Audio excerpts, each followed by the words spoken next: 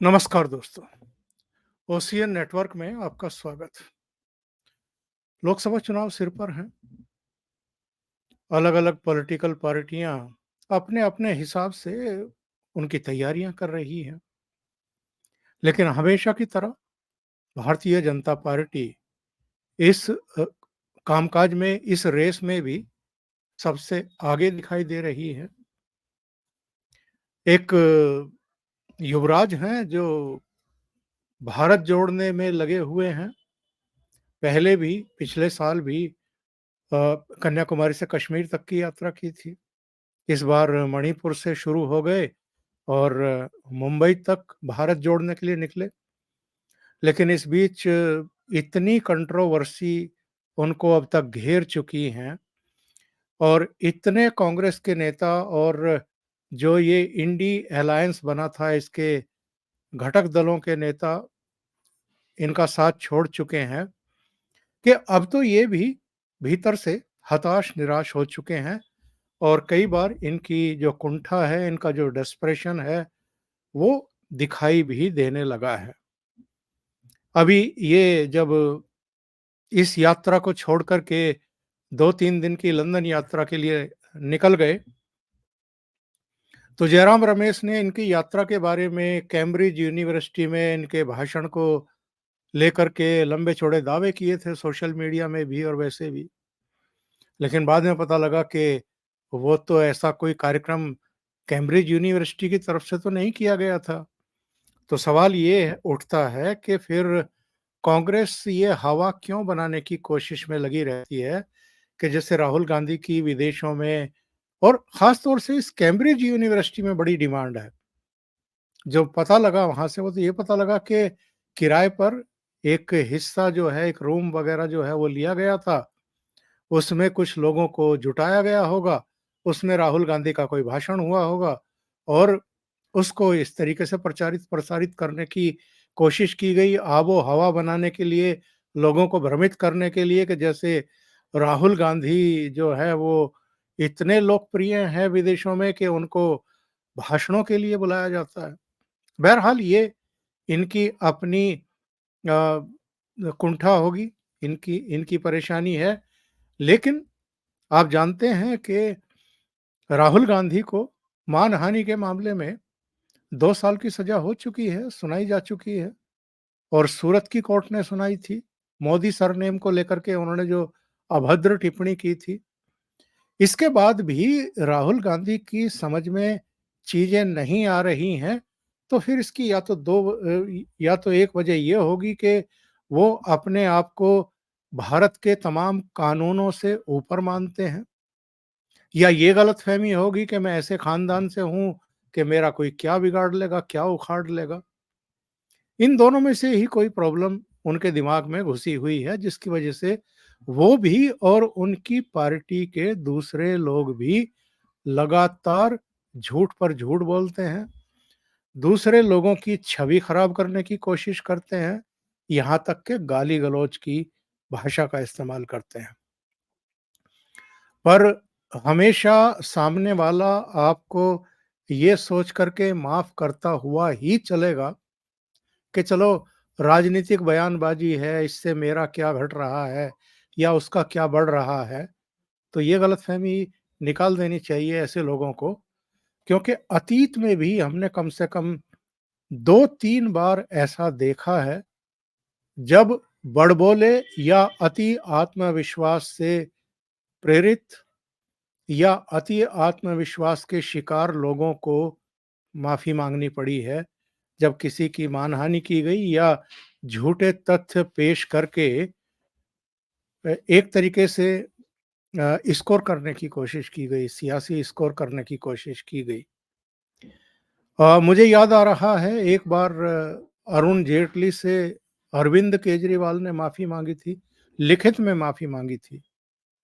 फिरोज़ शाह कोटला मैदान या कुछ घपले घोटालों का मामला था और ऐवें ही अरविंद केजरीवाल ने अरुण जेटली पर आरोप लगाए थे और अरुण जेटली तो भारतीय जनता पार्टी के कद्दावर नेता के साथ-साथ सुप्रीम कोर्ट के जाने-माने वकील भी थे। तो उन्होंने नोटिस इश्यू करवा दिया और उसके बाद वो चरणों में आ गए और अरविंद केजरीवाल। उनको लगा कि मैं और ये आदतन इस चीज़ के अपराधी हैं, घोषित रूप से अपराधी रहे हैं और आरोपी रहे हैं कि किसी के बारे में कुछ भी कह दीजिए, अंबानी के बारे में कुछ भी कह दीजिए, किसी का भी नाम लीजिए और उसके बारे में कुछ कागज़ दिखाइए कि देखिए मेरे पास ये सबूत हैं, और उसके बाद जो है कुछ भी आरोप लगा करके आप भाग जाइए।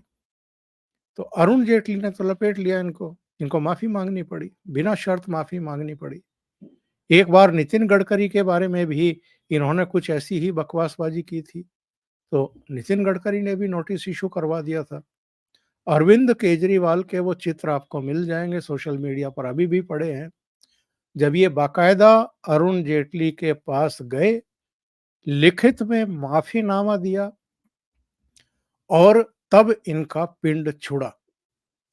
अब नया केस जो है, वो नितिन गडकरी के एक इंटरव्यू का है और उस इंटरव्यू को बहुत चालाकी के साथ कांग्रेस ने एडिट किया और एडिट करके आगे का हिस्सा भी काट दिया, पीछे का हिस्सा भी काट दिया और बीच का एक हिस्सा जिसमें वो ये बता रहे हैं कि साहब आज भी, और ये वस्तु स्थिति है, हकीकत है। ये ठीक है कि मोदी सरकार अब गाँव को भी बदहाली से निकालने की कोशिश कर रही है, आगे लेकर के आ रही है। लेकिन अगर आप जाकर के आज भी गाँव को देखें, तो गाँव तो आज भी ऐसा लगता है कि भारत ज़रूर इतना तरक्की कर रहा है, पर जितना दूसरे विकसित देशों के गाँव की तरक्की हुई है, उसकी तुलना में तो हमारे गाँव आज भी बहुत पिछड़े हुए हैं। तो नितिन गडकरी के एक हिस्से को काट करके, दूसरे हिस्से को काट करके बीच का हिस्सा इन्होंने सोशल मीडिया पर कुछ इस ढंग से प्रसारित किया, वायरल कराया, क्योंकि इनकी एक पूरी आईटी सेल है, इनके समर्थक हैं, इनको इनका इकोसिस्टम है और ये कुछ 24 घंटे के इनके यूट्यूबर प्रचारक भी हैं जो इस तरह की क्लिप को ले उड़ते हैं। कुल मिलाकर के साजिश ये थी, कोशिश ये थी कि नितिन गडकरी और प्रधानमंत्री नरेंद्र मोदी में आपस में मनमुटाव कराया जाए और चीज़ों को लोकसभा चुनाव से ठीक पहले इन्हीं के एक कद्दावर मंत्री, जो भारतीय जनता पार्टी के राष्ट्रीय अध्यक्ष भी रह चुके हैं, उनके वीडियो को प्रचारित करवा करके कि देखो गाँव की आज भी ये बदहाली है, गाँव में तो आज भी ये हाल है। जैसे नरेंद्र मोदी ने भी पिछले 10 साल में गाँव के लिए कुछ किया ही नहीं है और उनके मंत्री ही ये सब बता रहे हैं। गडकरी के ऑफिस ने खुद, नितिन गडकरी ने इसको बेहद सीरियसली लिया। मैं आपको वो दोनों क्लिप सुनवाता हूँ और ये नितिन गडकरी के ऑफिस ने ही जारी की कि साहब असली क्या थी और नकली क्या थी। तो पहले तो जो इन्होंने वो शेयर की, यानी एडिट करके, वो सुनते हैं और उसके बाद जो असली है वो सुनते हैं। इससे इनकी पोल पट्टी खुल जाती है और पता लगता है कि ये कितने डेस्परेट हैं, कितने हताश और निराश हो चुके हैं और अब किस तरह के हथकंडे अपनाने की साजिशें रचने लगे हैं। आइए सुनते हैं। आज गांव गरीब मजदूर किसान दुखी है। इसका कारण यह है कि जल जमीन जंगल और जानवर, रूरल एग्रीकल्चर ट्राइबल, ये जो इकोनॉमी है, यहाँ अच्छे रोड नहीं है, पीने के लिए शुद्ध पानी नहीं है, अच्छे अस्पताल नहीं है, अच्छी स्कूलें नहीं है, किसान के फसल को अच्छे भाव नहीं है। जब गांधी जी थे तब 90% आबादी गांव में रहती थी और यहाँ तक जो क्लिप अभी तक सुनी है, ये इन्होंने एडिट करके कांग्रेस के ट्विटर हैंडल पर डाली और जहां से उनकी असली क्लिप है जिसको एडिट करके इन्होंने डाली है, फिर वो शुरू होती है। इसको दोबारा सुन लेते हैं जो इन्होंने कांग्रेस के ट्विटर हैंडल पर डाली है। आज गांव गरीब मजदूर किसान दुखी है। इसका कारण यह है कि जल जमीन जंगल और जानवर, रूरल एग्रीकल्चर ट्राइबल, ये जो इकोनॉमी है, यहाँ अच्छे रोड नहीं है, पीने के लिए शुद्ध पानी नहीं है, अच्छे अस्पताल नहीं है, अच्छी स्कूलें नहीं है, किसान के फसल को अच्छे भाव नहीं है। जब गांधी जी थे अब यहाँ से असली क्लिप शुरू हो रही है, जरा सुनिए। तब 90% आबादी गांव में रहती थी और धीरे धीरे ये 30% का माइग्रेशन क्यों हुआ? इसका कारण आज गांव, गरीब, मजदूर, किसान दुखी है। इसका कारण यह है कि जल, जमीन, जंगल और जानवर, रूरल एग्रीकल्चर, ट्राइबल, ये जो इकोनॉमी है यहाँ अच्छे रोड नहीं है, पीने के लिए शुद्ध पानी नहीं है, अच्छे अस्पताल नहीं है, अच्छी स्कूलें नहीं है, किसान के फसल को अच्छे भाव नहीं है और ये जो सस्टेनेबल डेवलपमेंट जो होनी है हुई नहीं ऐसा नहीं, पर जिस प्रपोर्शन में बाकी इसमें हुआ उतना नहीं हुआ। हमारी सरकार आने के बाद हम भी बहुत काम कर रहे हैं। हमने 550 एस्पिरेंट ब्लॉक्स निकाले हैं, 120 एस्पिरेंट डिस्ट्रिक्ट मोदी जी ने निकाले कि जहां विशेष रूप से काम करें।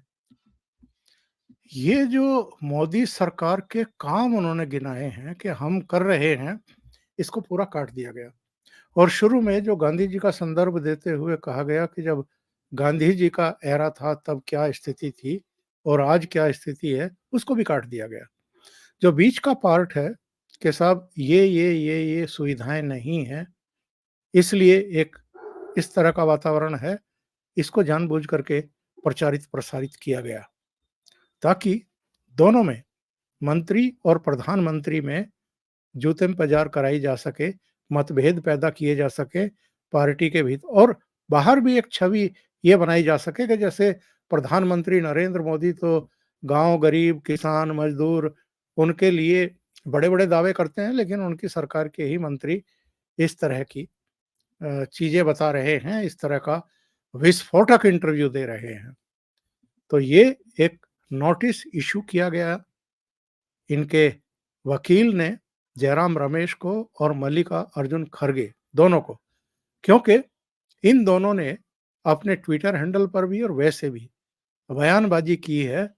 तो इनको कहा गया है कि आप 3 दिन के भीतर इसका जवाब दीजिए, नहीं तो फिर आपके खिलाफ कानूनी कार्रवाई की जाएगी।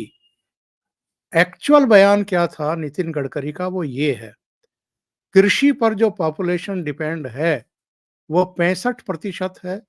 जब गांधी जी थे तब 90% की आबादी गांव में रहती थी और धीरे धीरे 30% पलायन क्यों हुआ? इसका मतलब है कि आज गांव, गरीब, मजदूर, किसान दुखी है। अब ये गांधी जी के बाद 30% अगर पलायन हुआ है तो तब किसकी सरकार थी? क्या तब भी मोदी जी थे या तब भी भारतीय जनता पार्टी की सरकार थी? एक्चुअल में नितिन गडकरी कांग्रेस को ही एक्सपोज कर रहे थे। उन्होंने कहा कि इस पलायन का कारण है कि जंगल, जमीन और जानवर, ये जो ग्रामीण इकोनॉमी है, यहाँ अच्छे रोड नहीं है, पीने के लिए पानी नहीं है, अच्छा अस्पताल नहीं है, अच्छा स्कूल नहीं है, किसान की फसल को अच्छे भाव नहीं है और ऐसा नहीं है कि यहाँ विकास नहीं हुआ। लेकिन जिस हिसाब से बाकी जगह हुआ है, उतना नहीं है। हमारी सरकार आने के बाद हम इस पर बहुत काम कर रहे हैं। ऐसे ब्लॉक निकाले गए हैं, जहां विशेष रूप से कार्य करने की ज़रूरत है। ये पूरा बयान था नितिन गडकरी का और अब 3 दिन का समय दिया गया है इनको। 3 दिन में अगर ये माफ़ी नहीं माँगते हैं और उस पूरी सामग्री को, जितनी इन्होंने रायता फैलाने की कोशिश की है, उसको नहीं हटाते हैं, नहीं हटवाते हैं, तो ज़ाहिर है एक और सूरत होने वाला है। जिस तरीके से राहुल गांधी मुकदमे के लपेटे में आए और अल्टीमेटली 2 ढाई साल की सुनवाई के बाद उनको 2 साल की सज़ा सुनाई गई मानहानि के मामले में, ऐसे ही ये भी लपेटे में आएँगे। अभी के लिए इतना ही। बहुत-बहुत धन्यवाद। अगर आपको ये चैनल और इसके कंटेंट पसंद आ रहे हैं, तो लाइक करें, कमेंट करें, वीडियो को शेयर भी करें। अभी तक अगर आपने ये चैनल सब्सक्राइब नहीं किया है, तो सब्सक्राइब कर लें और साथ में लगे बेल आइकॉन को दबा दें, ताकि आगे आने वाले वीडियो और उनके नोटिफ़िकेशन आप तक पहुँचते रहें। बहुत-बहुत धन्यवाद। नमस्कार।